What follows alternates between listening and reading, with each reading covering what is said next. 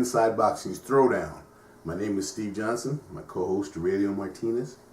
We have our usual 3 segments today, Aurelio. First one up is going to be last night's fight card at the, well, I should say HBO pay-per-view fight That's card.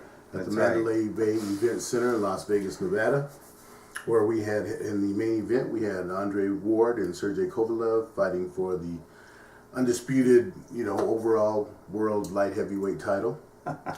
Then we had on the undercard Guillermo Rigondeaux in a controversial win. Also had Luis Arias in an upset of sorts. But I guess we should start right off the bat with Ward and Kovalev. Overall, it was a decent card. No, it wasn't. But I'm talking about the controversial.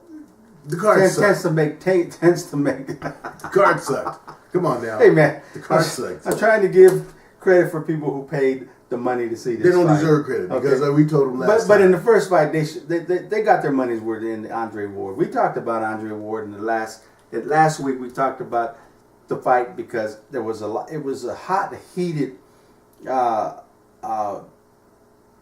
affair on the Kovalev side. I mean, this guy was just. Well, Andre Ward said that he didn't like the guy too. I mean, it was. Well, yeah, but Kovalev was going to knock him out, man. He was going to knock him out. He was going to put him to sleep. He was going to show that the first fight was a farce and a gift and all this and that. And we talked about this in the last fight, Stephen. And I told everyone out there, we talked about it, that Kovalev cannot change his style, okay? And that's what gave Andre Ward the advantage. Andre Ward is a boxer, knowledgeable, he's got a good team behind him, and he'll make the adjustments. And you remember I told you when you said Andre Ward said he was going to come and fight, okay? No. You go in there and you win, okay? And that's what he did. He had Kovalev so frustrated, okay? So frustrated that Kovalev was reaching with his punches. He completely took Kovalev out of his game, and Kovalev had no idea how to adjust, okay? No plan B. You got fighters like Kovalev, they can't change. That's the way they fight. And when they can't land their power, when they can't execute their style of fighting, they've lost. Well, you know what? Let me say this, okay? I have to say it. I'm surprised you didn't jump me on this, but I have to eat cheese on this. I clearly thought that Sergey Kovalev, specifically John David Jackson, would come up with the antidote to take care of Andre Ward. Mm-hmm. To me, in the first round, I watched the fight at Twin Peaks with a bunch of other folks, and I found myself saying out loud to the TV, "Why don't you go get him?" I mean, and it was obvious after the first round that the residue from the first fight was all in the head of Kovalev and not in Andre Ward. Absolutely. Kovalev, like I said, we're used to him. He's the crusher because he go blast people out. His intent last night was never to blast out. His intent was always like, let me be careful, I'm getting countered. And every time he would come forward a little bit, he got countered. And it was like clear to me that the hand speed that Ward has, and his ring generalship, he controlled everything about the fight. Like you said, he made the adjustments. He made the adjustments, whereas John David did nothing. And I mean, I have to tell you, and I will tell, I have to buy Bashir Abdullah a steak dinner now that turned into, he wants wine and roses and everything else to go along with it. That's my boy. But, Sergey Kovalev showed himself to be a heavier Regis Prescott. And when I say Regis Prescott, I'm a big fan of Regis. But if that bell rings for the 6th round, and you're in there with Regis Prescott, you can beat him. Same thing with Kovalev. If you do that bell ring for the 6th round, he just doesn't have it. That's a good comparison because if Regis catches you in the first half of the fight, he's gonna blast you out. He's gonna put you out. Yeah. Okay, Amir Khan knows that. Okay, but same thing with Kovalev. Okay, so the minute I heard that John David Jackson was taking that approach, that we lost the first fight due to stamina. Kovalev got tired and we lost the first fight. So immediately that set the precedence, and I caught it, and I'm sure Andre Ward's people caught it. Now the second fight, he's coming in to try to fight 12 rounds, and I said this before the fight, so I'm not just saying this after the fact. I said this. He's training to fight the distance, which is a big mistake for a puncher. Yep. Big mistake, okay? Because you're going to get tired regardless. Yeah, okay? regardless. Regardless of what happens, you're going to get tired. So, like you say, the first round, I'm like, this guy ain't trying to hurt Andre Ward. He's, in his mind, he's trying to say, okay, well, I'm going to wait. Well, you wait and look what happens.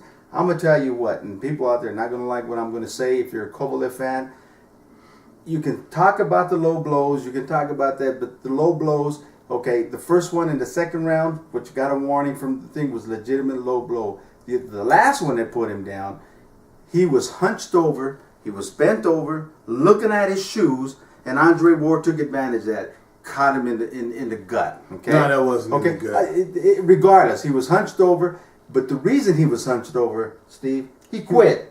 He quit. No, he quit. I don't care. Don't get. Fighters are fighters, okay? And you can be hard on them when they deserve to be hard because they come in talking all the smack, and then when you start fighting in a, and I don't want to say cowardly because it wasn't cowardly, but in a give up posture, okay? Because that's what happened. He gave up on that fight. So let me take it back. I'm not going to say he went as far as quitting. He gave up on the fight. He gave up victory. Well, let me say this, okay? It was obvious to me, like I said, in that sixth round, it was obvious to me that Kovalev was tired. And I said, man, this boy's getting tired. I can't believe it. And he's still not going after. And you can see where Andre Ward saw it. He said, he's getting tired. Sure I'm going to get him. Sure he did. So, but contrary to you, and let me preface this by saying, it really didn't have a tremendous outcome on the fight. But Andre Ward hit that boy 3 or 4 times for sure, low blows that Tony Weeks missed. He got 2 of them, but he missed them. And that last fight, that last segment, where it was a low blow, Kovalev actually stopped, and Andre Ward did too. Andre Ward was like, okay, I'm sorry. Tony Weeks says, go get in and fight. Okay. That allowed Ward to go in and do his thing. Which is the rule.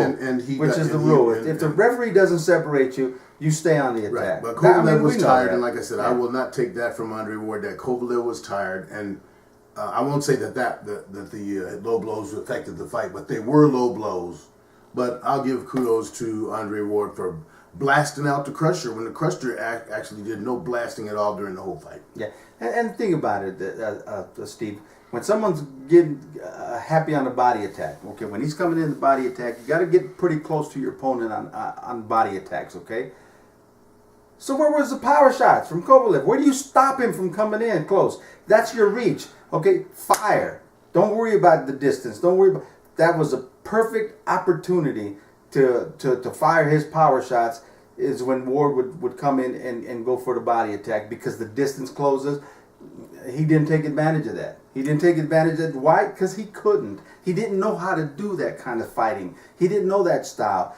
The fight overall was ugly. It was a lot of holding, a lot of clinching, a lot of headlock. Yeah. Kovalev was more into headlocking him than he was trying to knock him out.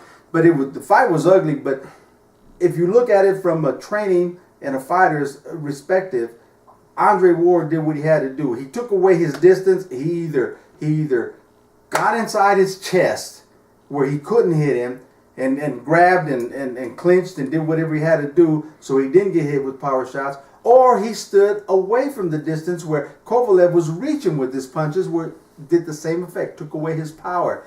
Kovalev had no answer to change, no adjustment, didn't know how to do anything, and his corner didn't know how to make the adjustments, didn't tell him what to do. I mean, obviously if you don't have the technical ability to dictate and make your fighter to come into your distance, then you result to ugliness. Okay, you are already hugging and headlocking. Okay, so start bullying him. Start taking Andre Ward, throwing him against the ropes. Start doing whatever you have to do to change the game. Okay, corner didn't know how to do anything. Well, that's where I was confused. Okay. And like I said, at the end of the first round, it was obvious to me that Andre Ward had effectively got into Kovalev's head at the end of the first fight, because I thought Kovalev was going to come out, caution to the wind, come out, I'm kicking his ass. That's what I thought he was going to do. And he didn't do that. He didn't do that, and that put Andre Ward in the driver's seat. And like I said, I'll give Andre Ward that, and you know, Kovalev. If I ever see you dudes, you owe me. Just you know, I gotta buy Bashir Abdullah and some other folks too. Anyway, we got to end up this segment of radio because I want to say this.